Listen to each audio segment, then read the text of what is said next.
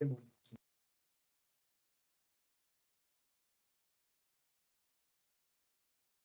começar. Boa tarde, Fundação. Hoje nós estamos aqui para apresentar uma palestra sobre gestão de processos, nesse tema importante que é desenvolvido pela COPEP, Coordenação de Planejamento Estratégico e Processos. Nós vamos falar como atingir resultados com a gestão de processos. E para falar sobre o assunto, nós trouxemos um amigo, muito amigo, né? Luiz Fernando Castilho. Ele é formado em Engenharia Civil pelo UNB, ele é apaixonado pela parte de processos, é escritor, e eu vou deixar ele já se apresentar. Bom, vou dar só uns recadinhos, que o chat vai estar liberado para quem quiser fazer perguntinhas, já pode ir mandando. A live vai ficar gravada, se alguém não conseguir assistir ao vivo, ela vai estar gravada. E no final, nós vamos ter a Kênia e o Ângelo aqui conversando com a gente sobre a gestão de processos. Bom, vou passar a palavra para o Luiz Fernando, para ele se apresentar. Olá, boa tarde todo mundo aí, pessoal da FUNCEF. Primeiro agradecer aí o convite, né, da Fabiola, muitíssimo obrigado. A presença da Kênia, né, do Ângelo, muitíssimo obrigado também por ter convidado. É sempre um prazer falar sobre gestão de processos, gestão de projetos. É realmente um tema que eu sou absolutamente apaixonado. E sempre que eu tenho a oportunidade, posso, né, falar a respeito, eu me sinto muito lisonjeado, porque de fato é um assunto que eu gosto muito. E aí, para começar um pouquinho, né, quem que é o Luiz aqui na fila do pão, né, sobre esse assunto? E aí, só antes de falar um pouquinho sobre isso, sim, fiquem super à vontade aí, se quiser deixar as perguntas no chat, se precisarem interromper e fazer as suas considerações, as suas ponderações, sempre que quiserem, fiquem à vontade aí, que eu vou tentar conduzir da forma mais tranquila e mais leve possível e falar um pouquinho da nossa experiência em relação a como é que a gente alcança, né, resultados com a gestão de processos. Então, comecei já alguns anos atrás, né, nesse setor aí de projetos, processos, gestão de mudanças. Então, como eu ia falando, né, quem que é o Luiz na fila do pão aí? Então, eu tenho algumas certificações já há alguns anos em relação a esses assuntos, né? E eu destaquei algumas aqui que dizem respeito do assunto, né, sobre o que a gente vai falar hoje. Elas são muito relacionadas, intimamente relacionadas, eu diria, em relação a esses assuntos que a gente vai discutir aqui hoje, né? Então, as duas primeiras aqui, tanto o CBPP quanto o SEB2, são duas certificações internacionais em gestão de processos, né? Sendo que essa segunda, a OMG, é uma organização não governamental, sem fins lucrativos, que é a organização que criou e que mantém a anotação que quem trabalha com processo já conhece um pouquinho, né? Que é o BPMN, que é a anotação IBPN. A segunda, que é um outro ponto que dentro do meu trabalho, né, dentro da minha atuação, também tem uma relação muito forte com riscos, sobretudo riscos operacionais, né, quando a gente está falando de processos, que é a certificação ISO 31000, né, como profissional certificado em ISO 31000, que é a ISO que trata de gestão de riscos, né, um framework que trata de gestão de riscos. E as últimas três aqui são basicamente certificações que tratam de gestão de processos, de projetos, perdão. Eu vou acabar confundindo em alguns momentos, chamando projeto de processo, processo de projeto. Eu vou tentar me corrigir.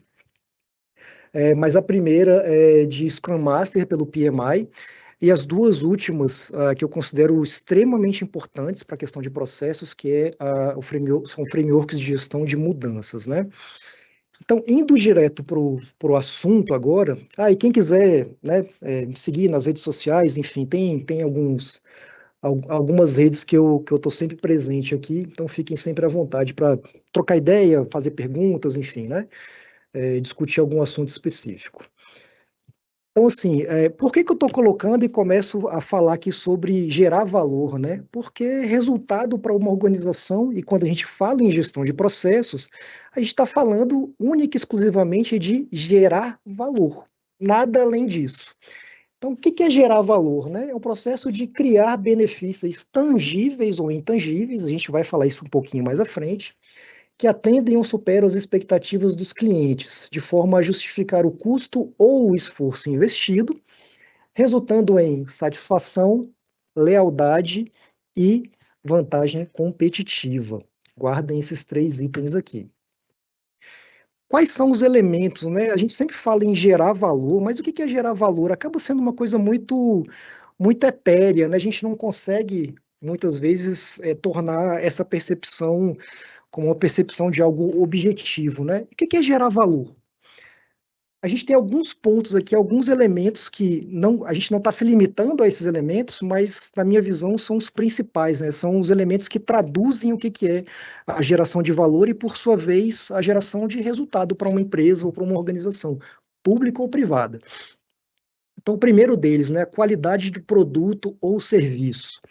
Então, o bem ou serviço oferecido atende ou supera as expectativas do cliente. Comigo já aconteceu algumas vezes, né? Quem nunca foi no cinema e saiu de um filme falando assim, devolve 1 hora de vida que eu gastei aqui, ou devolve o meu dinheiro, porque esse filme foi horroroso. É uma percepção, né? Eu espero que isso não seja a percepção de vocês ao final da nossa conversa, né? Então, vamos lá. O próximo, a experiência do cliente. Então, o processo de compra e uso do produto e serviço é satisfatório e fluido. Quantas vezes, mais uma vez, você está num site da internet para fazer uma compra ou para baixar um documento, alguma coisa que é te ofertada, né?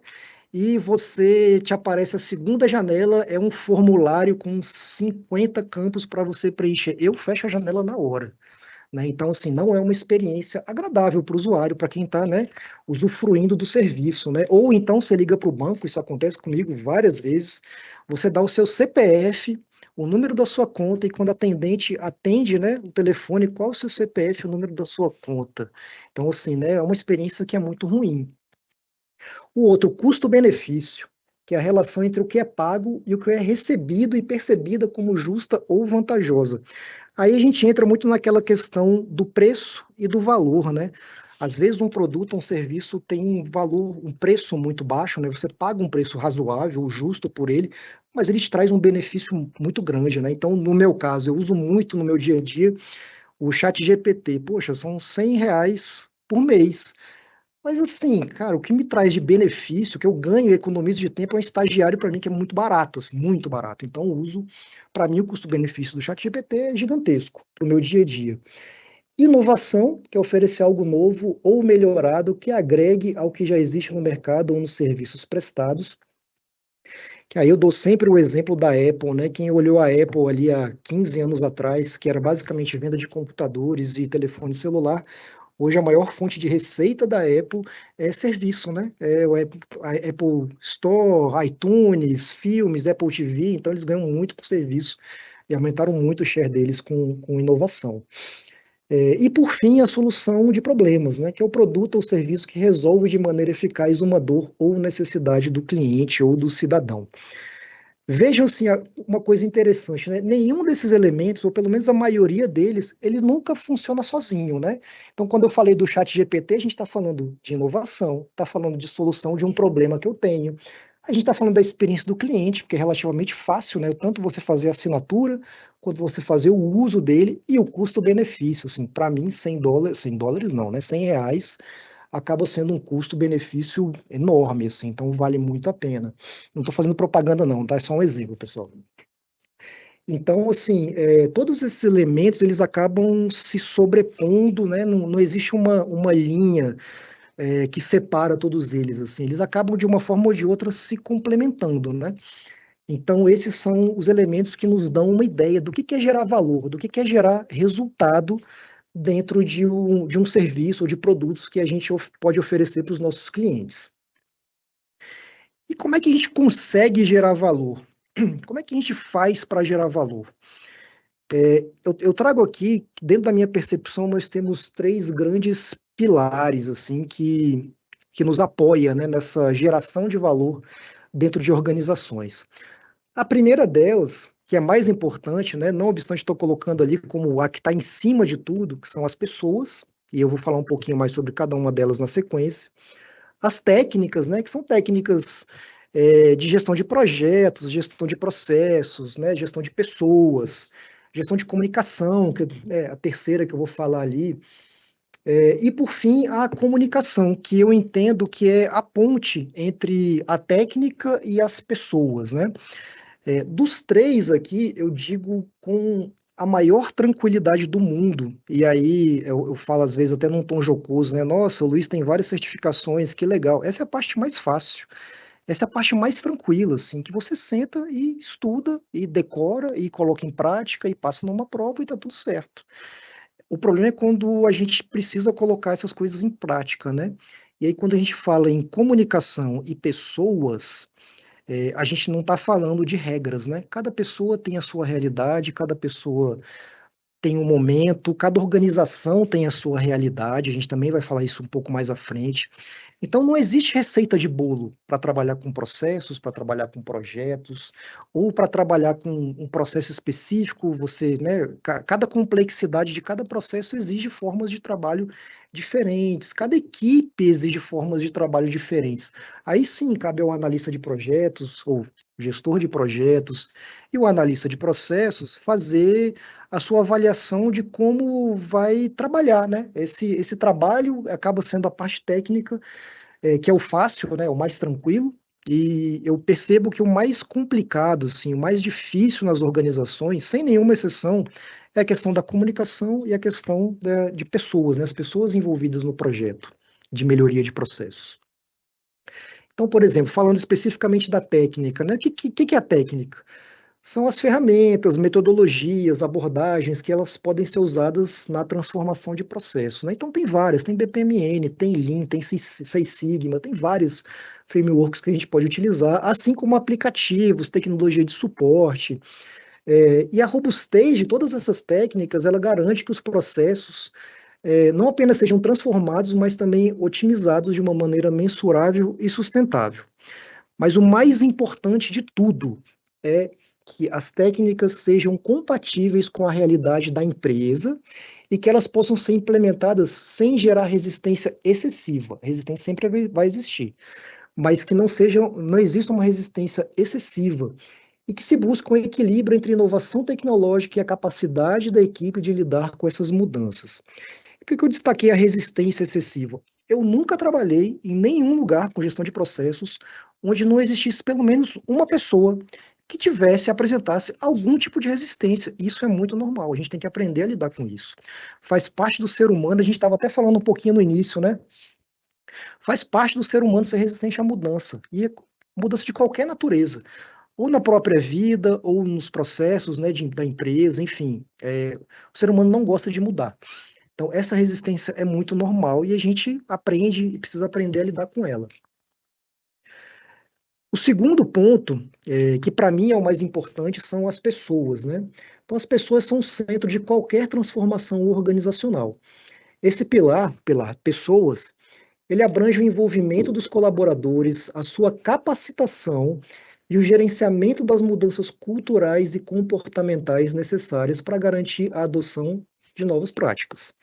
Então, assim, uma das coisas que eu bato muito, aí a gente coloca um pouquinho a gestão de mudanças nessa história, é que o processo, uma das coisas que eu ouvi quando eu comecei minha carreira em gestão de processos, é que não existe um processo ser extremamente bem desenhado, você tratar de todas as questões de processo e você não capacitar em paralelo as pessoas que vão trabalhar nessa mudança. Como essa nova forma de trabalhar vai se dar? Vai se dar de uma maneira X. As pessoas que vão trabalhar nesse processo, elas estão capacitadas? Elas têm preparo para isso? Se elas não tiverem, a gente falhou miseravelmente. E eu já cometi essa falha, tá? É muito normal essa falha acontecer. Então é sempre bom que a gente tenha esse cuidado de olhar também sob a ótica das pessoas, não só da capacitação, mas cuidar das pessoas no sentido de tornar esse processo o mais transparente possível, o porquê que ele está sendo feito, aonde ele pode chegar, porque é uma questão que, né, a gente começa, sabe quando começa e não sabe como termina, né? A gente não sabe o que vai encontrar eventualmente como oportunidade de melhoria, como a Fabiola utiliza muito bem esse termo, né? Não é problema no processo, assim, a gestão de processos, muitas vezes, e novamente, né, batendo na questão de pessoas, as pessoas acham que o analista de processo está lá para achar problema, para apontar culpado. Ninguém se preocupa com isso, assim, né? Nenhum analista bem formado e bem intencionado se preocupa com isso. A gente busca, via de regra, oportunidades de melhorar o processo e tornar esse processo, no sentido de trabalho, né, uma atividade que seja inclusiva, que escute todo mundo, que né, traga todo mundo para dentro da discussão, porque escutar pontos de vista diferentes é sempre muito importante para que o analista tenha, de fato, informações relevantes e suficientes para que esse trabalho seja feito da melhor forma possível. Então, por isso que a gestão de pessoas é muito importante. E aí, dentro desse contexto, eu destaco 3 pontos aqui, que é a gestão da mudança, né, como eu já falei. A gente precisa olhar para a melhoria do processo como algo muito amplo, assim, não só desenhar processo ou desenhar processos melhores, mas também levar em consideração as pessoas, né, que trabalham, que estão dentro desse processo, né, que fazem parte desse processo, porque elas são a parte, constituem a parte mais importante, né, do trabalho. A capacitação e treinamento, como eu já falei, e o engajamento e motivação. Ninguém se motiva em transformação de processos se não for ouvido, né? Então, como a Fabíola já falou também, e eu gosto muito de conversar sobre isso com ela, trazer essa percepção, né, de todas as partes envolvidas dentro do processo é muito importante para que a gente consiga fazer um melhor trabalho possível. E, por fim, a comunicação, que eu entendo que é a ponte, né, entre o processo, as técnicas e as pessoas que estão dentro do processo. Então, uma comunicação eficaz acaba sendo o elemento que conecta técnicas e pessoas. É por meio da comunicação que a visão do projeto, né, de melhoria de processos, ela é compartilhada, que o engajamento é mantido e as resistências são superadas. A falta de uma comunicação clara e transparente pode ser um dos maiores obstáculos em um projeto de transformação de processos. Por que eu destaco a comunicação como sendo a ponte, né, entre pessoas e técnica? Porque não adianta ter a melhor técnica, ou você dominar a melhor técnica, não adianta uma parte da equipe ser favorável à transformação de processos, por exemplo, se a organização não tem um patrocinador, né? Então, assim, se não tem um diretor, se não tem um presidente, se não tem, né, cada organização tem uma nomenclatura diferente, mas se a alta administração, ou pelo menos uma pessoa, um componente da alta administração, não tiver aderindo à transformação de processos, ela se torna uma atividade muito mais difícil de ser implementada, né, de ser posta em prática. Essa é a primeira parte interessada e talvez a mais importante. Na sequência, a gente tem que começar, por exemplo, né, comunicar a equipe. Por que que os analistas de processo estão entrando? Qual é e eu vou falar um pouquinho mais sobre isso na frente, né, mais à frente. Por que que os analistas estão entrando nessa área? Por que estão trabalhando com esse processo especificamente? Isso não necessariamente significa que vão ser encontradas oportunidades de melhoria, que vai ser feita alguma alteração. Muitas vezes é melhor deixar como está, né? A gente não tem que entrar com esse apetite de falar assim, vamos transformar e mudar 100%. Isso não existe, gente. Isso é irresponsável, eu diria assim, né? Sobretudo a depender do nível de maturidade da organização. Tem organização que nunca trabalhou com gestão de processo. Então, de repente, o primeiro passo é vamos para o simples, vamos devagarinho, né? Cultura não se muda em uma semana, né? Cultura se muda com anos de trabalho para que as pessoas consigam entender a importância, para elas consigam entender a relevância do trabalho. Então, assim, é muito importante, primeiro, né? Quando a gente está falando em comunicação e gestão de projetos, é uma identificação das partes interessadas, saber exatamente como você se comunica, né? A forma de comunicação para um patrocinador é diferente da forma de como você se comunica sobre esse processo para o gestor da área, para a equipe que está trabalhando. Então, é sempre interessante você ter essa sensibilidade de como você vai se comunicar com essas pessoas. Então, clareza e transparência, canais adequados e feedback constante. Isso é muito importante para a gente manter, né, a participação e o engajamento.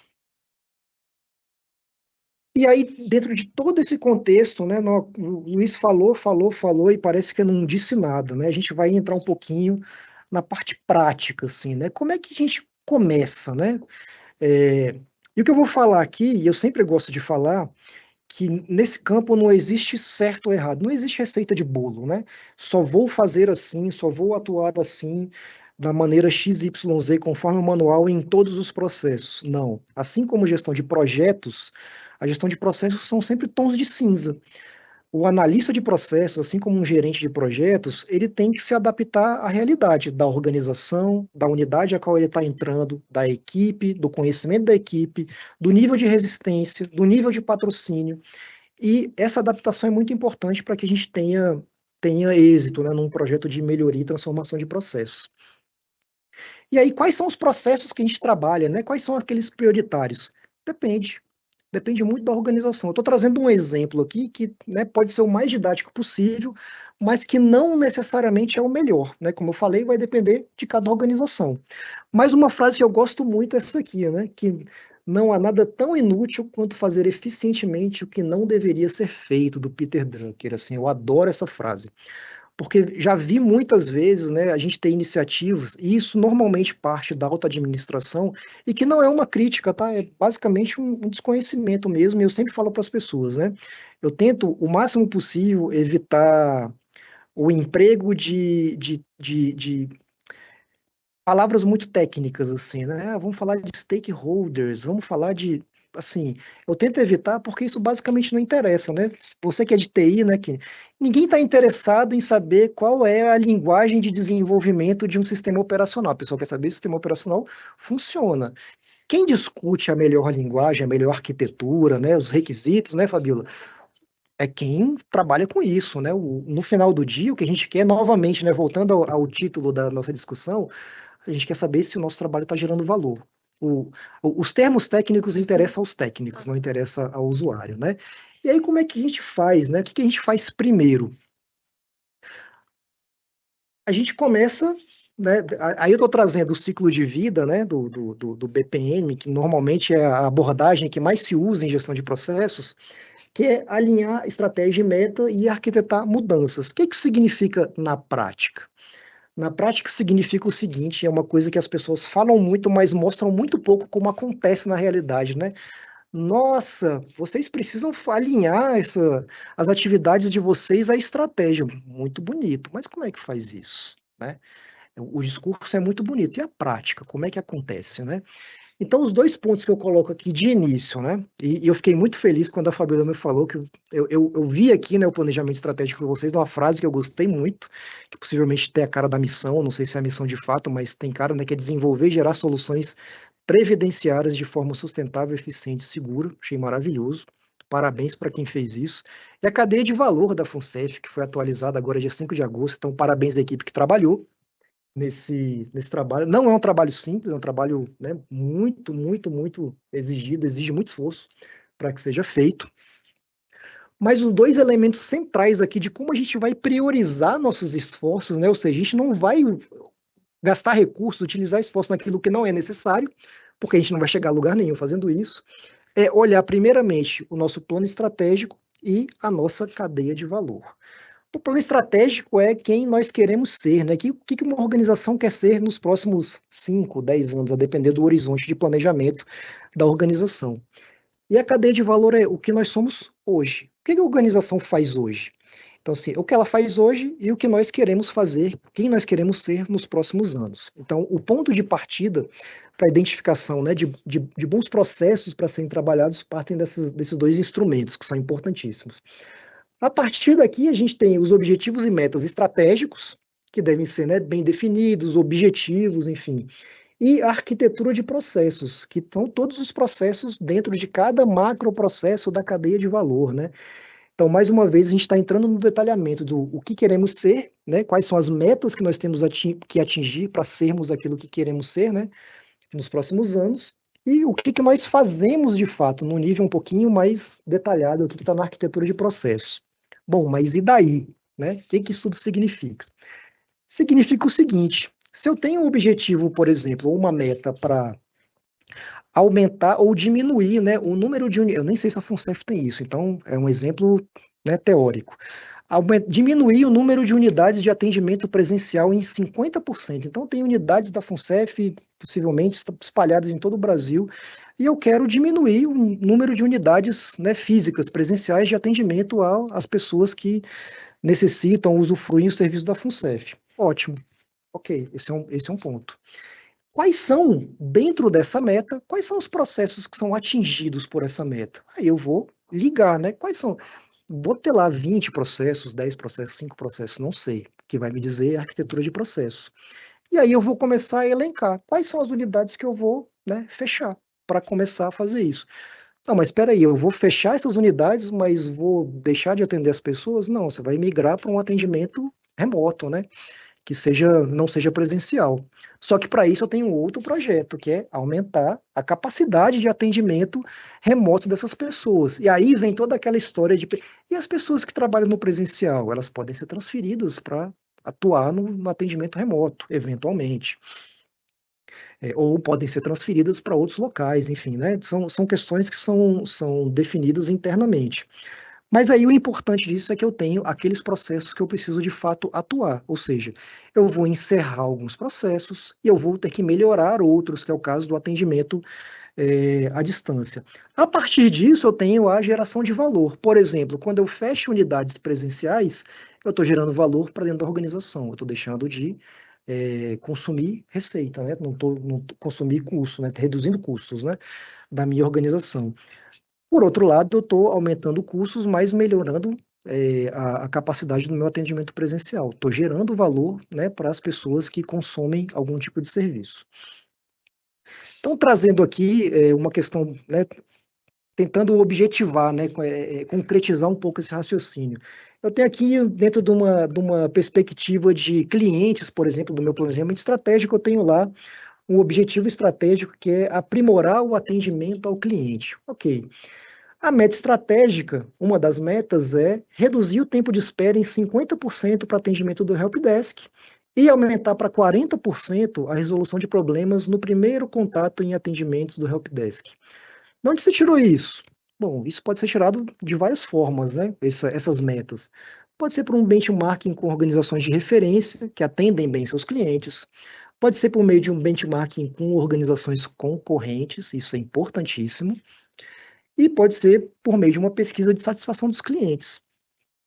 Então, assim, você pode definir essas metas de uma forma mais ampla, né? Isso é muito de acordo com o que a organização prefere ou tem como informação. E qual é a nossa linha de base, né? Qual é o nosso ponto de partida? Qual é a nossa referência em relação a isso? Ah, o tempo de espera para atendimento é de 10 minutos. Eu preciso, obviamente, alcançar um tempo de atendimento de 5 minutos, né? E apenas 10% dos atendimentos do helpdesk, escrevi help errado ali, são solucionados no primeiro contato, ou seja, eu preciso aumentar bastante, né, esse indicador. Como é que a gente faz isso? Como é que a gente busca esses processos dentro dos nossos instrumentos? E aí eu trago para vocês um pouquinho da hierarquia, né, entre a cadeia de valor e arquitetura de processos. Então, nesses primeiros níveis aqui, do primeiro ao segundo normalmente, e como eu falei, né, não existe certo e errado, mas existe tons de cinza nessas decisões, a gente pode ter, eu normalmente gosto muito de uma cadeia de valor dentro dos dois primeiros níveis no máximo, mas, por exemplo, o Banco Central usa 3 níveis na cadeia de valor e está tudo certo, não tem problema nenhum isso. E aí, na sequência, a gente identifica, por exemplo, né, se vocês viram, a gente tem um macroprocesso lá de atendimento, passa por todos os processos, mas onde é que a gente começa a modelar o processo, né, que é o que a Kênia vai trazer um pouquinho da experiência dela de como é que foi essa atuação dentro do escritório de processos da FUNCEF, né? Quais são as atividades, quais são os processos que a gente vai detalhar e modelar? A gente vai modelar, e só se modela processos nesse nível aqui, de atividades e tarefas. Fora isso, é uma visão lógica do que a organização faz e de como ela trabalha. Então, é aqui que a gente vai se deter a partir de agora, né? Nesse nível de para dentro de subprocessos ou de processos, se ele não tiver subprocessos, a gente vai trabalhar basicamente com atividades e tarefas. Então, como é que a gente enxerga isso? Bom, eu tenho lá na minha cadeia de valor um macroprocesso chamado atender clientes.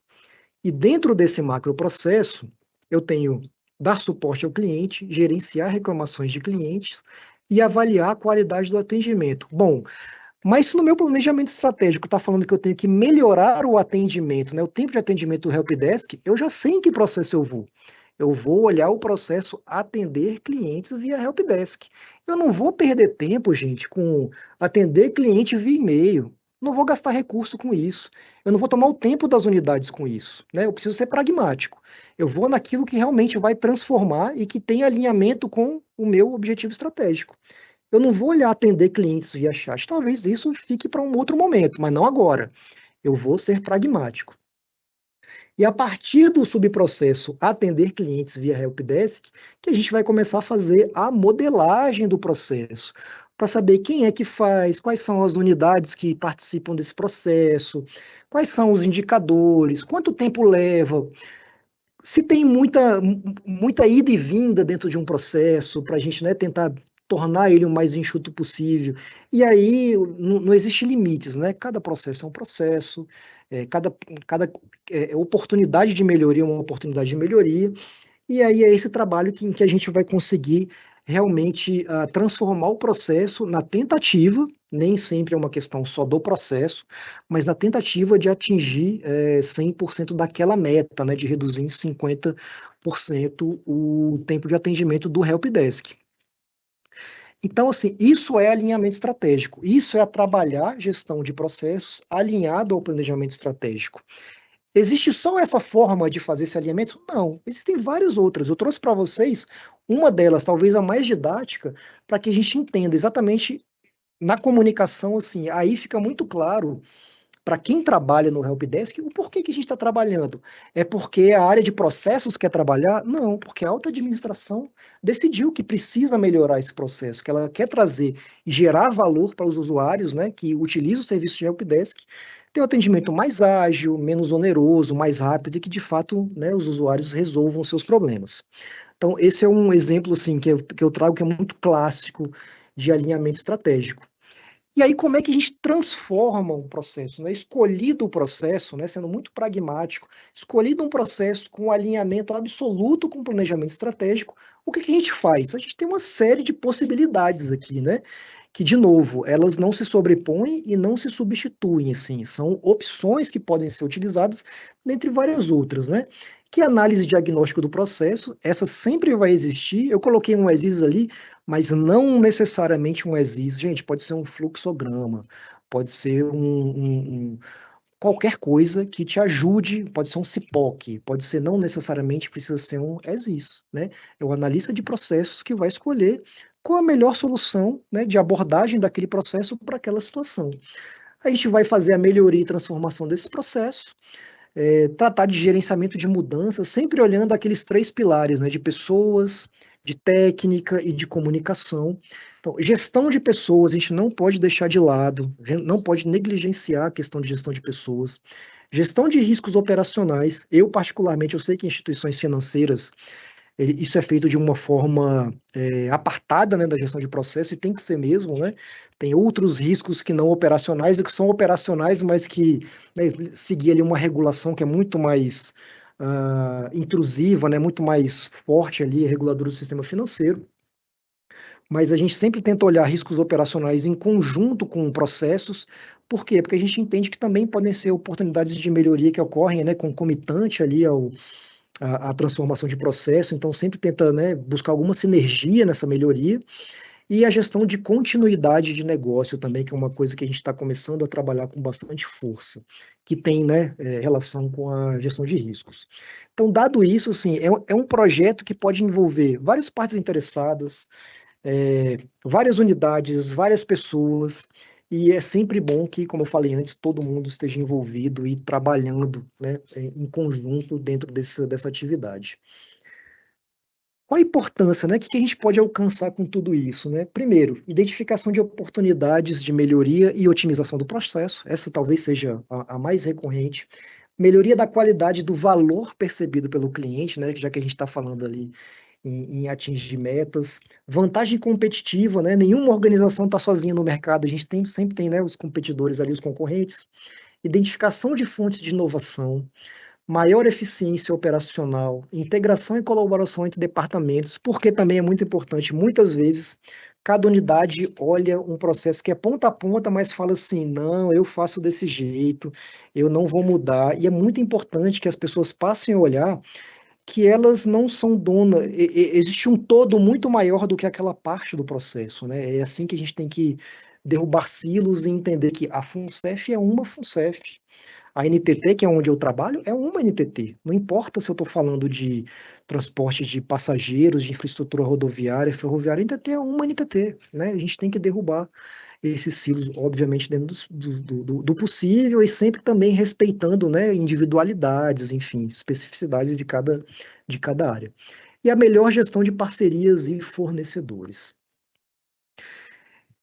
Mas, nossa, o jeito que você falou parece que é um mundo de coisas, né? Nossa, é uma complexidade. É, pode ser complexo, mas não precisa ser complexo sempre, né? Um dos exemplos que eu sempre dou é quando você vai fazer uma gestão de um projeto ou de um processo de lançamento de um foguete para o espaço, você vai fazer do mesmo jeito do que construir uma bicicleta? Não vai, porque não é racional fazer isso. Você vai dar a complexidade para o seu projeto de acordo com a complexidade do seu processo. Se é um processo extremamente complexo, cheio de regras de negócio, muitas partes envolvidas, um processo enorme e muito sensível, né? Por exemplo, vai falar de financiamento. Pô, é um processo que pode ser sensível, né? Qualquer mudança ali pode acarretar em. Você precisa ter um cuidado, né? Um cuidado muito maior do que uma folha de pagamento, por exemplo, que é uma receita de bolo. Não tem tantas, né, alterações assim. Então, a simplicidade é o auge da sofisticação. Usem aquilo que é necessário usar. Porque muitas vezes, né, a gente vê, a Fabiola sabe muito disso, né? Vê muito analista em início de carreira, assim. Eu, como gerente de projetos em início de carreira, eu queria usar todas as disciplinas de gestão de projetos. Queria fazer gestão de riscos, de stakeholders, de aquisição, queria fazer tudo para um projeto que era super simples, assim, com 2 páginas você fazia, né? Então, assim, é a gente saber o que é necessário para trazer as melhorias e fazer com que as metas estratégicas sejam alcançadas da forma mais simples possível. Então, para vocês terem mais ou menos uma ideia, eu falei muito da complexidade, né? Do que pode ser feito, mas muitas vezes isso aqui é necessário. Isso aqui é um processo que eu trabalhei recentemente. Eu fiz modelagem BPMN? Não. Não fiz, não precisa. É um processo que nem sequer estava documentado. É um processo que não tinha indicador. Por que que eu vou fazer modelagem, gente? Eu preciso que, primeiro, que as pessoas que trabalham no processo tenham uma visão única do que é aquele processo, tenham uma visão única de como ele acontece, do porquê que ele é feito, qual é o objetivo desse processo, quais são os riscos desse processo. Aí sim eu vou inserindo complexidades ao longo do tempo, porque esse é um trabalho que nunca vai terminar. Gestão de processos não acaba. Então, assim, acaba essa fase. Por isso que eu gosto muito de dar abordagem de gestão de projetos. Porque uma hora tem que acabar. Você tem que definir bem qual é o escopo do que você vai fazer e acabar. Ó, eu fiz meu diagrama de escopo, tá entregue. A próxima etapa, a gente pode adicionar mais alguma complexidade. E aí a gente vai evoluindo junto e vai fomentando uma mudança cultural. Então, assim, aqueles pontinhos vermelhos, não sei se todo mundo consegue ver, são basicamente onde estão as dores das pessoas que trabalham naquele processo. Então, lá na frente, a gente vai começar a fazer gestão de riscos, a gente vai ver em que ponto daquele processo a gente pode melhorar. Ou seja, se a gente olhar ali onde está etapas, não sei se vocês conseguem ler, mas tem 2 caixinhas com 2 pontinhos vermelhos na sequência ali. São 2 etapas do processo. Eu não vou modelar aquele processo inteiro, gente. Eu vou modelar uma partezinha daquele processo que é onde está a dor. Onde é que eu posso melhorar essa parte desse processo? Não vou fazer de tudo. Eu tenho, por exemplo, processos na agência que um processo se tornou 42 subprocessos. Eu vou modelar, perder tempo modelando com o que não precisa? Não, não vou fazer isso.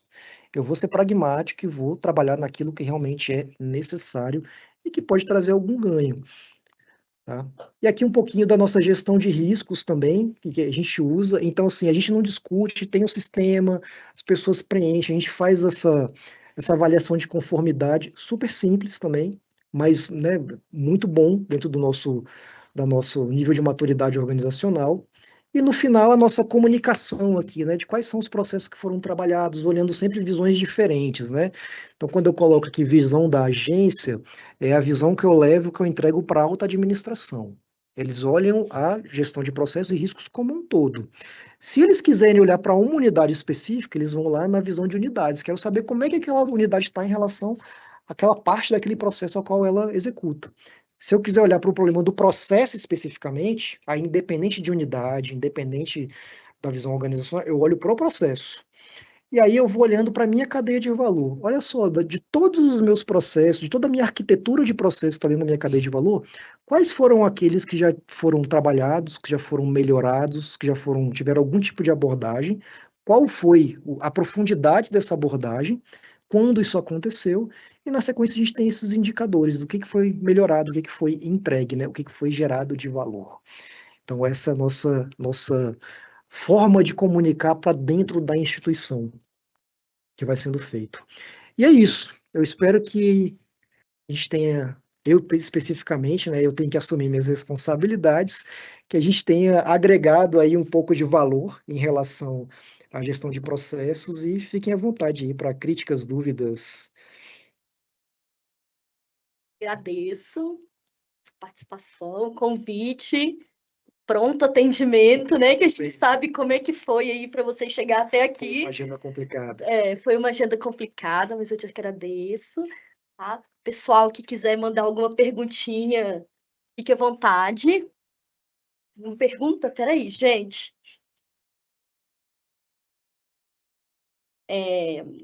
Parabéns pela excelente apresentação. Dúvida: considerando uma empresa que deseja fazer uma revisão completa em seus processos, com o objetivo de reduzir burocracias e otimizar sua capacidade produtiva, você orienta uma priorização com olhar no atendimento aos objetivos estratégicos ou com foco nos riscos mapeados? Quem é a pessoa que fez a pergunta? Anônimo. Anônimo? Anônimo. Excelente, excelente pergunta. Como consultor, a resposta que eu poderia já dar é depende. Mas como analista de processos, o que eu indico, assim, as duas abordagens, eu usaria exatamente as duas abordagens, que é exatamente o que eu faço no meu dia a dia, tá? No meu trabalho. Eu sempre tento aliar, primeiro, né, a primeira linha de priorização, para mim, é o plano estratégico, tá? Sem dúvida nenhuma, é o plano estratégico, porque é a abordagem que vai me indicar quais são os processos que têm potencial para contribuir com o atingimento das metas estratégicas. Então, essa para mim é a minha primeira linha de priorização. A segunda, dentro de cada um daqueles processos que foram escolhidos, quais são os riscos, primeiro, mais fáceis de se lidar, né, de se construir respostas. E aí, essa análise é muito importante que seja feita de uma forma mais organizacional. Em que sentido? Nessa hora, eu não olho os riscos de um processo específico.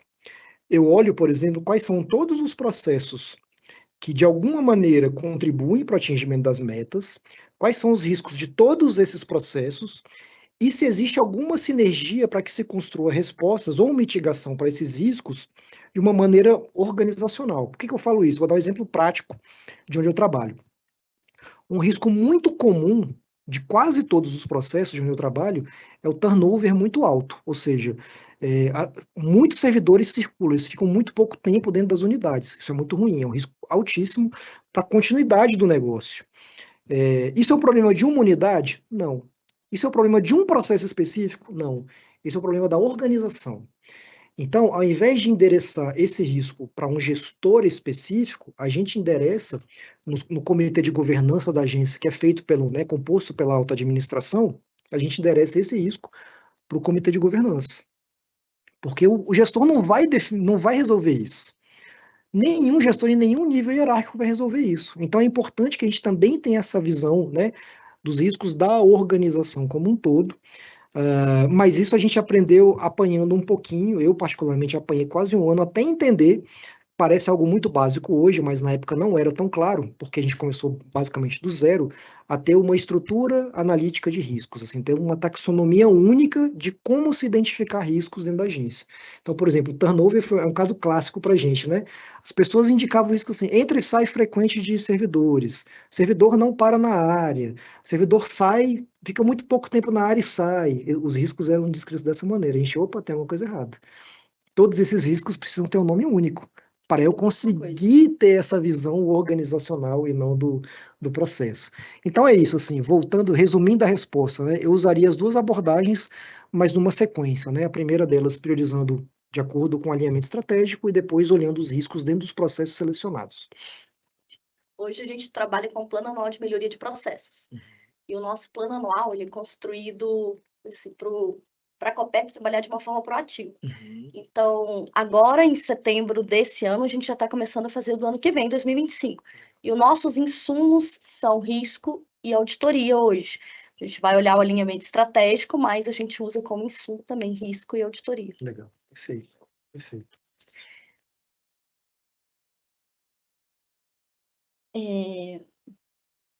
Gestão de processo é a mesma coisa de gestão por processos? Não, não é a Não. mesma coisa. Tem uma definição. A gestão de processos cabe ao gestor do processo, né? Acompanhar os indicadores, verificar como o processo está, se está cumprindo, né, com as metas. Isso é gestão de processo, é gestão do processo. Cabe ao gestor do processo, ao dono do processo, né? E a gestão por processos é como a organização escolhe atuar em relação a esses processos. Eu vou fazer uma gestão por processo, eu vou melhorar meus processos. É basicamente isso. Excelente pergunta também. A gente até um tempo atrás, eu lembro quando eu comecei na área de processos, a gente dizia que era aquelas palavras que eram da utopia, né? Que era de processo por processo, que todo mundo queria ter uma gestão por processo, sendo que a gente muitas vezes não estava conseguindo sair da gestão de processos, né? É isso. Então a gente muito usa hoje que a gente, pelo nosso nível de maturidade, a gente ainda está tentando conseguir chegar na gestão de processo. É isso, eu diria que é uma luta, né, uma briga que é constante, diária.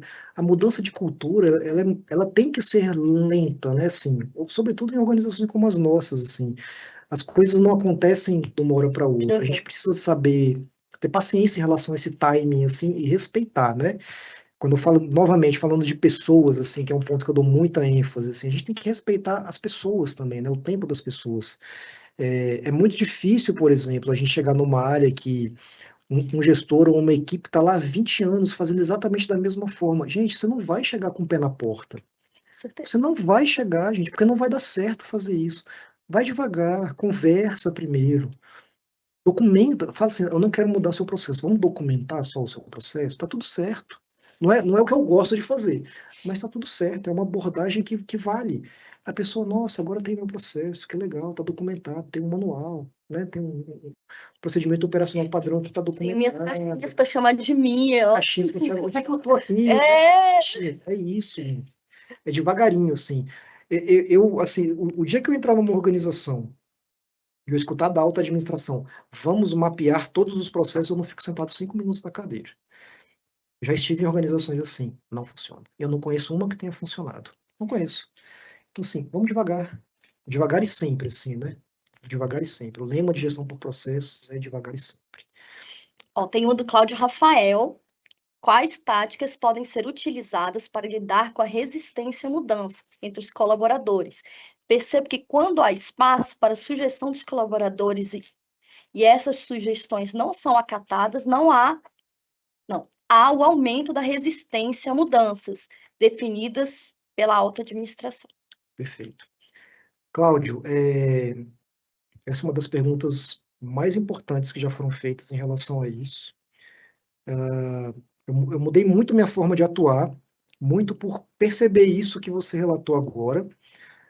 Isso é muito comum, tá? Assim, não é um privilégio de nenhuma organização. Assim, isso acontece praticamente em todas as organizações, em todos os processos, né? A resistência, como eu falei lá no início da conversa. Como é que a gente vence essa barreira?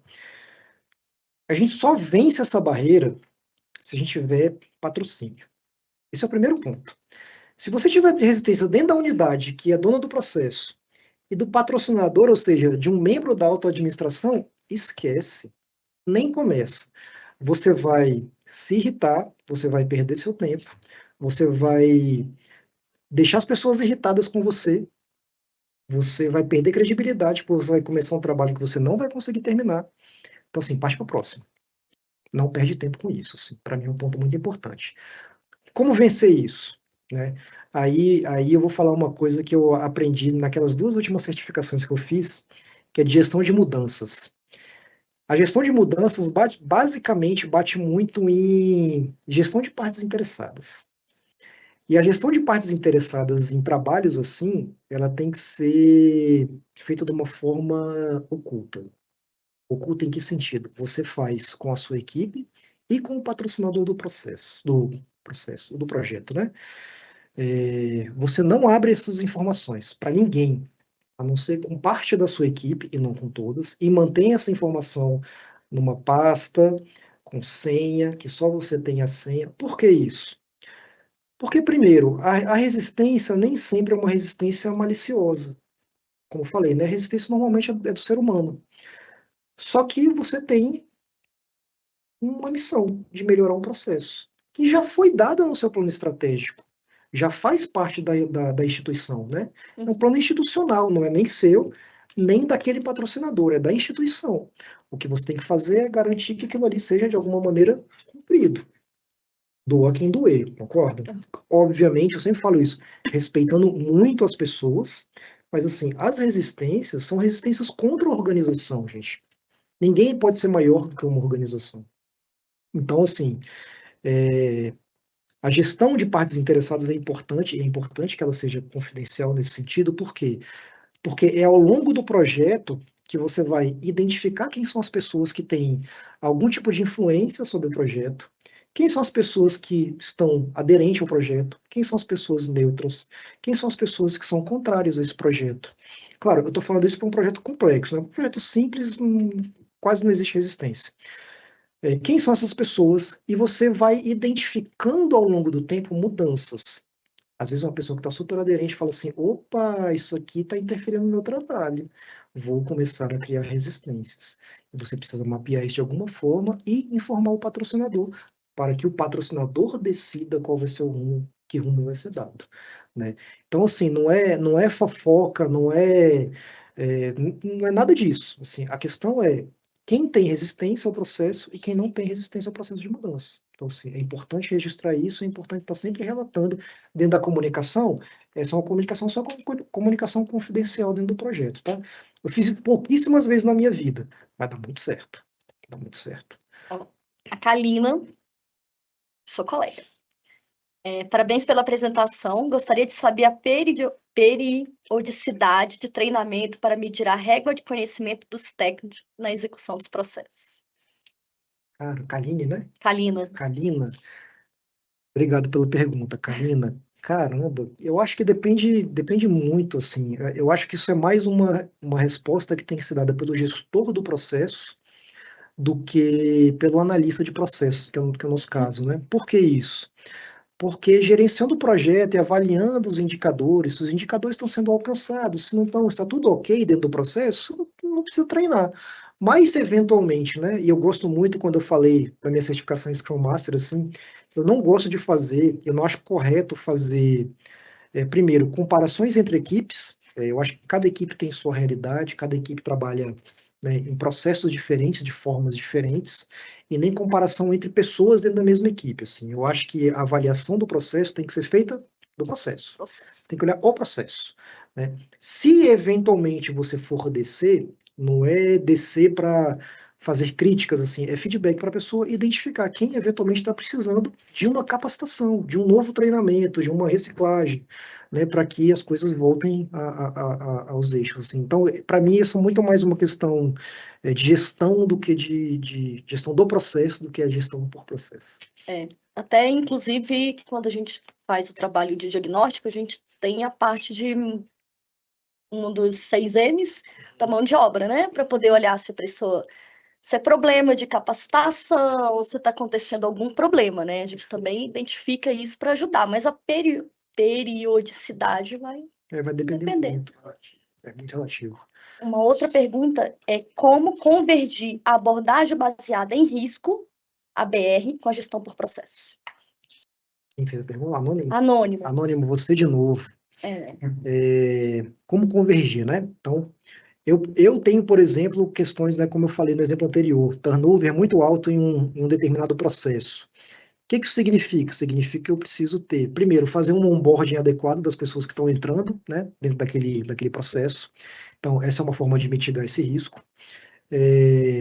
Eventualmente avaliar o próprio, estou falando um caso concreto, né? Avaliar o próprio gestor, por que aquelas pessoas estão saindo tanto daquela área? E falando de uma forma muito franca aqui, ele está sendo um bom gestor ou está sendo um gestor que assedia as pessoas, né? Isso tudo tem que ser levado em consideração. Então, assim, é um mundo tão grande de possibilidades, pode ser só o processo, pode ser um risco específico. Então, por exemplo, caso concreto também, um processo dentro da agência que eu trabalho demorava muito tempo. Eu precisava reduzir o tempo de atendimento ao cidadão em relação a um processo específico. Foi desenvolvido um sistema, né? Então, assim, foi desenvolvido um sistema para mitigar um risco e tornar aquele processo mais rápido. Surgiu um novo risco, que era o sistema cair. Se o sistema cair, existe um novo risco. Então, assim, é uma abordagem contínua e que você tem que fazer uma avaliação também constante, assim, o trabalho não termina, né? Então, o tempo todo você tem que estar buscando uma relação de causa e efeito, em risco, melhoria de processo. Então, assim, acho que são dois, não sei se eu consegui responder bem ao anônimo aí, se ele está satisfeito, mas, assim, eu tento sempre dar um exemplo de casos mais concretos para que as pessoas enxerguem de fato, né? Mas esse acho que são dois casos bem típicos, assim, no meu dia a dia. Ó, chegou muita pergunta, eu vou responder mais duas para a gente poder dar continuidade, tá? Ok. Qual a relação entre a gestão de processo e os indicadores de gestão? Indicadores de gestão são indicadores de plano estratégico? Ou indicadores. Os indicadores de gestão, acredito que seja o nosso plano de gestão aqui, que a gente tem indicadores de mandato, que são indicadores de processo, de atribuição também. Da área, em relação a, acredito que seja isso. Metas da área relacionadas aos processos da área, né? Qual a relação disso? Tá perguntando. Entre uma coisa e outra, assim, eu entendo que é uma relação total, assim, completa, né? Acaba que a meta é um efeito da execução do processo, né? Então, assim, de novo, voltando à pergunta anterior, que não foi do anônimo, acho que foi da Kalina, né? Se a meta estiver sendo atingida, tá tudo ok. Você não precisa de fazer uma revisão. Se a meta não estiver sendo atendida, você precisa verificar. Assim, é uma questão do processo, é uma questão da pessoa, que é necessário fazer uma capacitação. Então, assim, é um mundo também que não tem uma resposta objetiva, né? Cada processo é um processo, cada unidade é uma unidade, assim, então é muito difícil né, falar do caso específico em relação a isso. Mas, assim, a relação entre meta e atingimento de meta ou não atingimento em um processo é uma relação muito íntima, assim, né? Uma coisa está muito ligada à outra. É a relação de causa e efeito. Patrícia, nossa ouvidora, parabéns pela explanação. Qual a melhor maneira de desenvolver a cultura de gestão de processos? Por onde começar? Boa tarde, Patrícia. Obrigado pela pergunta. Por onde começar? Eu não diria por onde começar, eu acho que eu dei uma boa ideia, e tenho certeza que a Fabiola, pelo que a gente conversa, tá nesse caminho, é um caminho que eu acho muitíssimo adequado. Mas, né, partindo da premissa que é uma organização que nunca trabalhou com processos, né?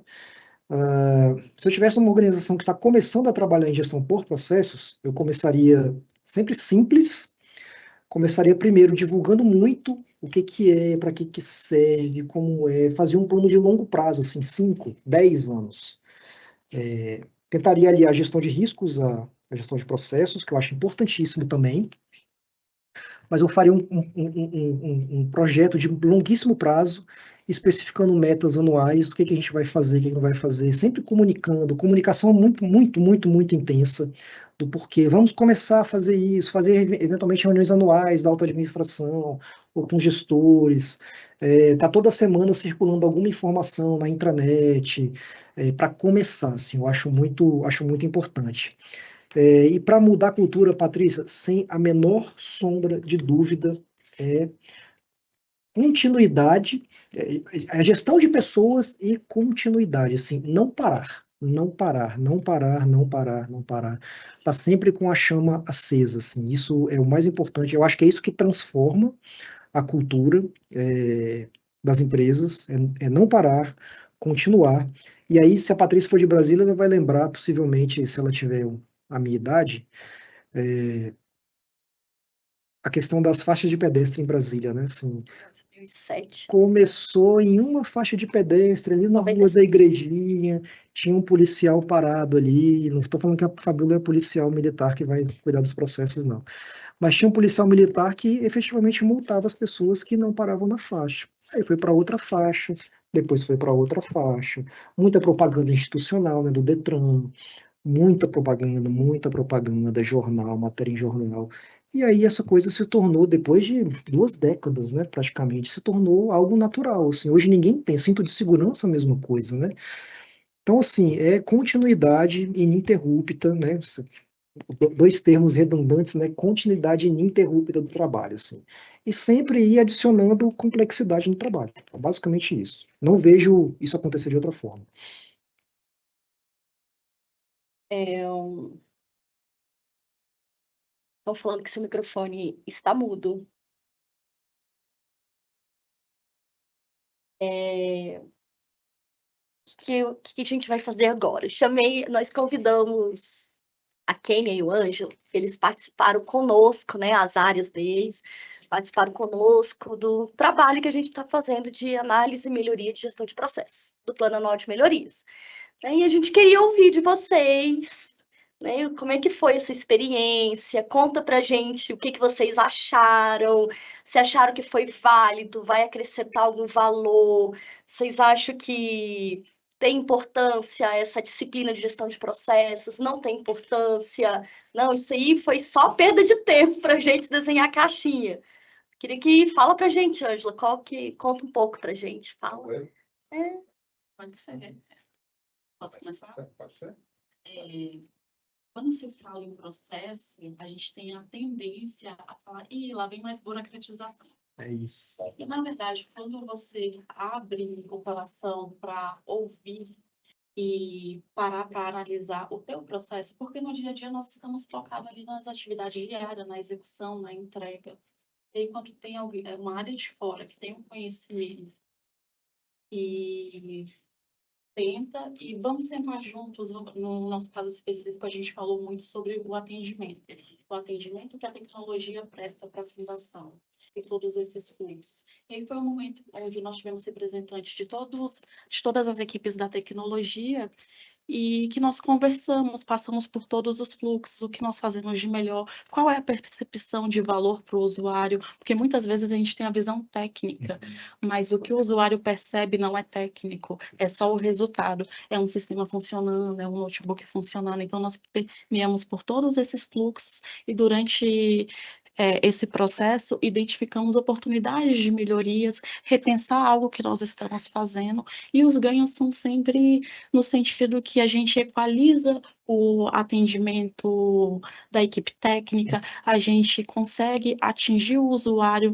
na experiência que ele tem para receber, a gente consegue identificar matrizes de oportunidades de criar indicadores que antes não tinham para verificar se a nossa equipe está adequada, se o tempo de retorno para o usuário está adequado. Então, a gente consegue fazer toda essa revisitação e tem patrocínio para colocar em prática, porque agora também a gente vai ter um tempo de sentar, revisar para oferecer o melhor do atendimento da tecnologia que seja mensurável para o usuário.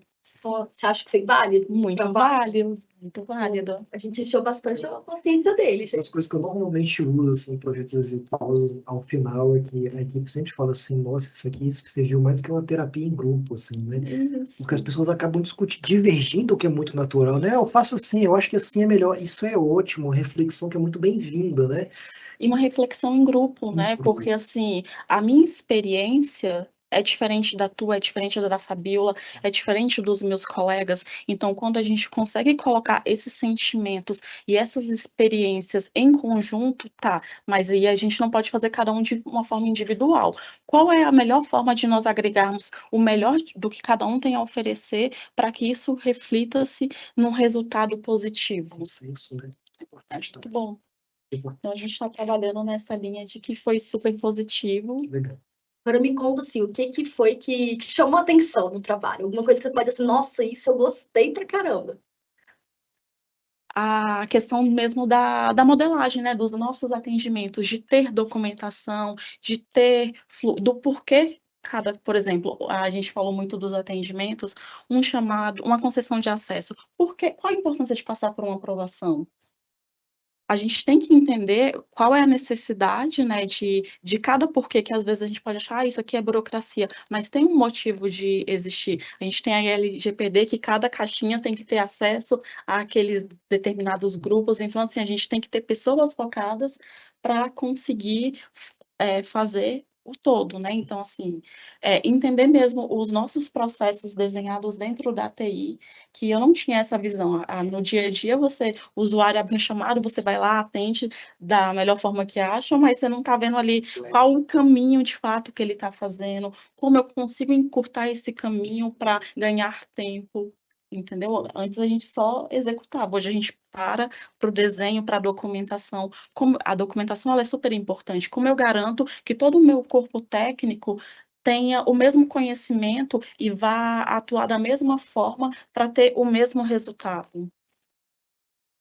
E conseguir assegurar, principalmente, né, as nossas atividades com os objetivos estratégicos da FUNCEF. Trabalhar em conjunto com os normativos, com as MEGs, não estar indo em direções opostas. Então, contribuiu muito.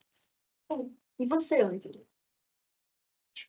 Para a nossa área, foi inicialmente, até você sabe, a gente achou que ia ser uma coisa simples e rápida de se fazer, mas a gente viu como começamos a debater entre as pessoas, entre os envolvidos nos processos, e ter o papelzinho colorido para caramba, muito.